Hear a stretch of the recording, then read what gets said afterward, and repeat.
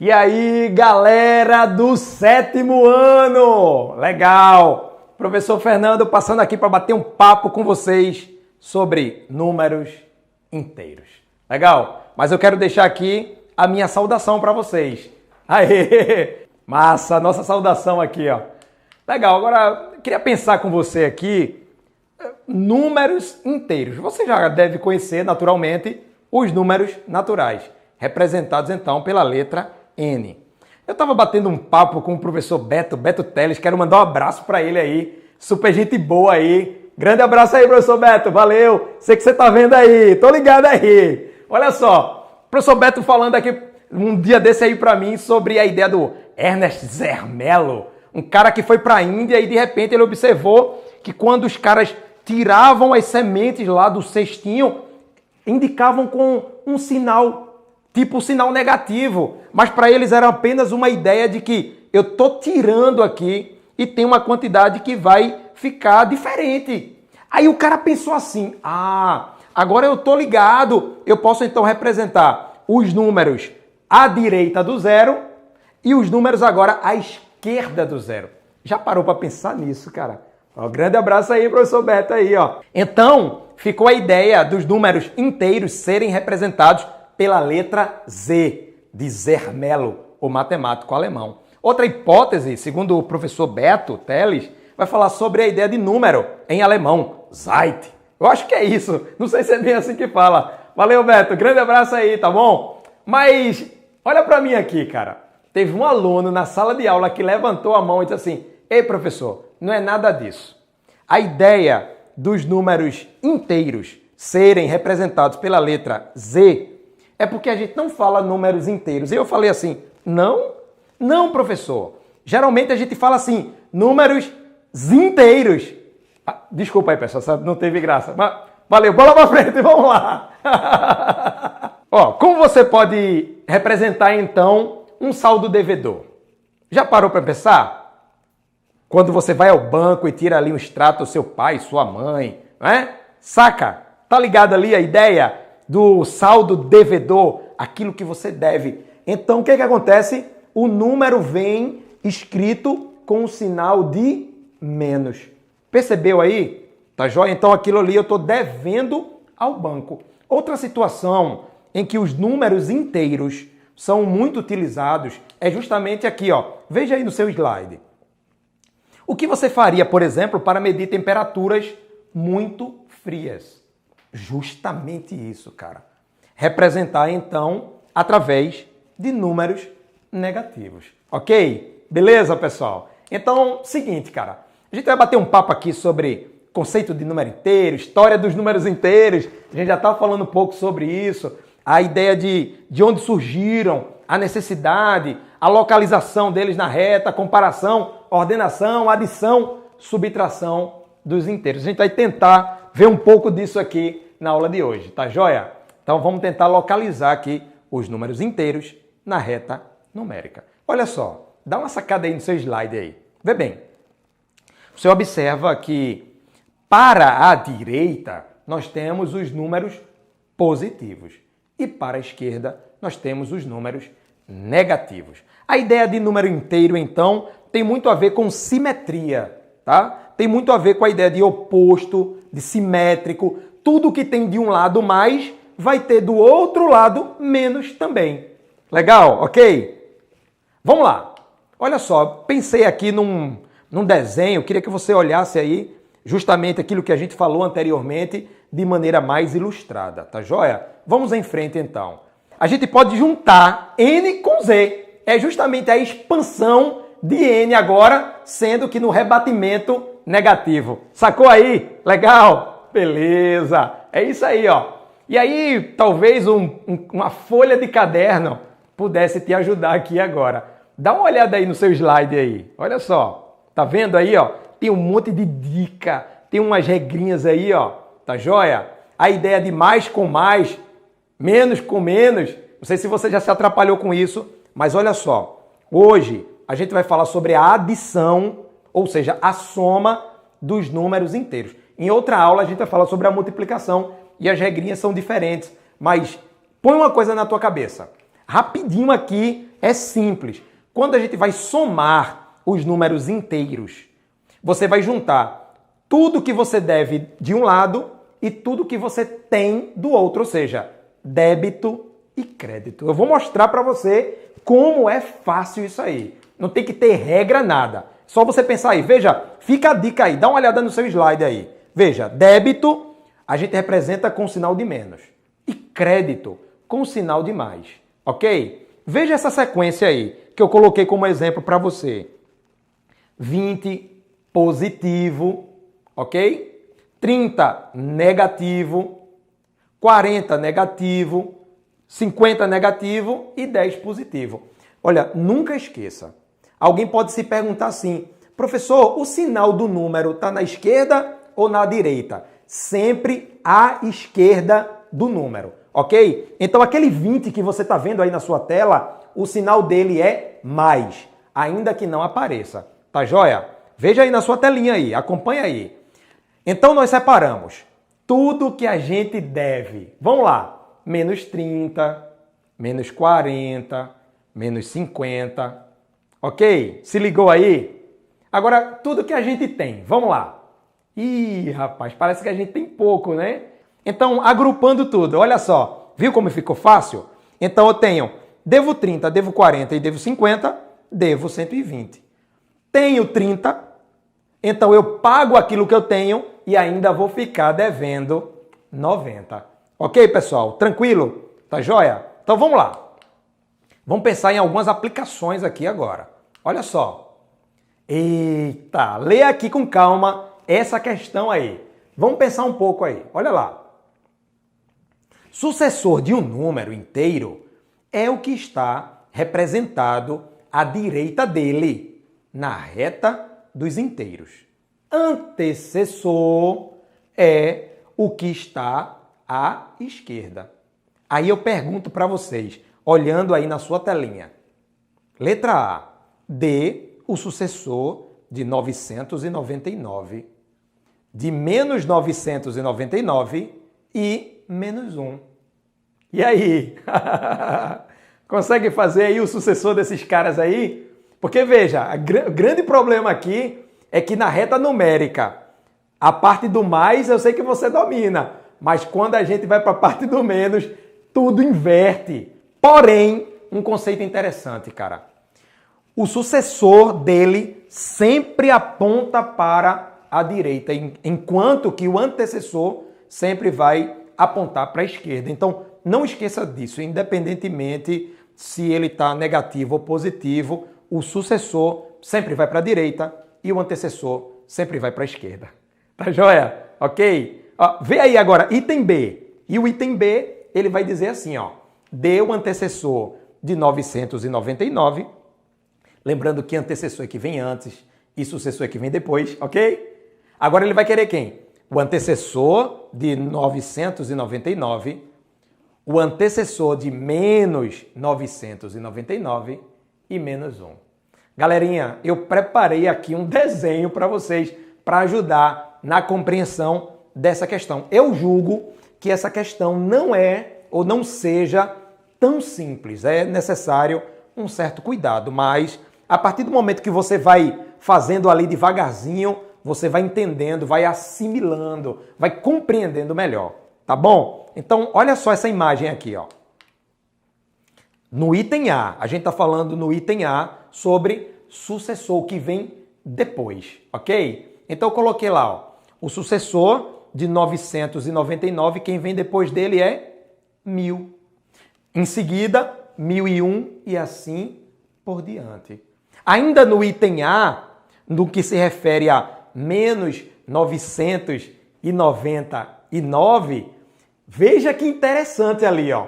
Quem vem depois de menos 999 é justamente o menos 998, que vai convergindo então lá para o zero. Tá ligado aí?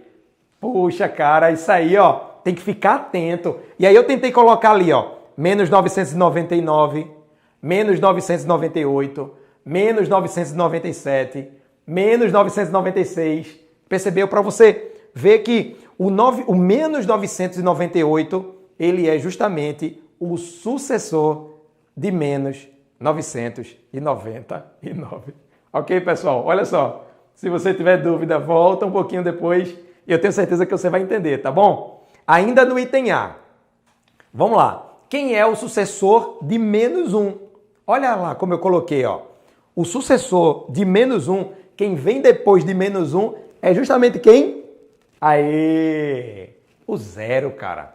Percebe? E depois do zero, vem 1, 2, 3 e assim sucessivamente.